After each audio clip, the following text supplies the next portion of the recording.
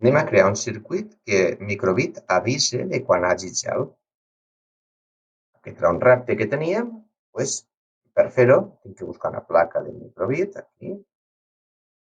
Aquesta, l'agafaré de color blau. I faré el codi, necessito un per sempre, perquè sempre ha d'estar treballant, ha d'estar vigilant si hi ha gel. Aleshores, ens fa falta un sí condicional, perquè és si hi ha gel, quan hi haurà gel? Necessito una entrada, que és la temperatura, és el sensor de temperatura, i una operació matemàtica que ens serveix per a comparar. Llavors aquí tinc que posar la temperatura. Si la temperatura és menor, posem 3 graus, ha d'avisar que hi ha perill de gel. Aleshores tinc que posar que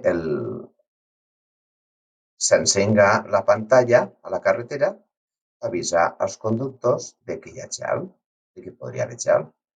Es posa un marge per si a vegades hi ha alguna part que ja pot estar gelada. A això li tenim que posar... Aquest ja funcionaria, podem veure si fa. Tenim aquí el sensor. Aquí ja baixa la temperatura, no passa res, però aquí quan baixa 3 graus ja encara que puja ja hi ha gel. D'acord? Bé, això podem complementar-ho posant-li LEDs. LEDs és il·luminació addicional de microbit per reforçar la senyal. Això podríem escriure aquí baix, escriure en forma digital, el pinçar-ho, per exemple, en alta, vol dir que estigués encès i que espere, per exemple, una mica de temps perquè la llum quedi encesa i que es vegi. D'acord? Ara, el que tinc que fer és afegir un LED. Per afegir un LED tinc que anar a buscar-los, estan aquí dalt, vull afegir un LED i aquest LED el puc connectar al pin número 0, és aquest. L'altre el tinc que connectar a massa. Ara anem a veure si funciona i veurem què passa. De moment la temperatura és alta, la vaig baixant, baixa i s'encén.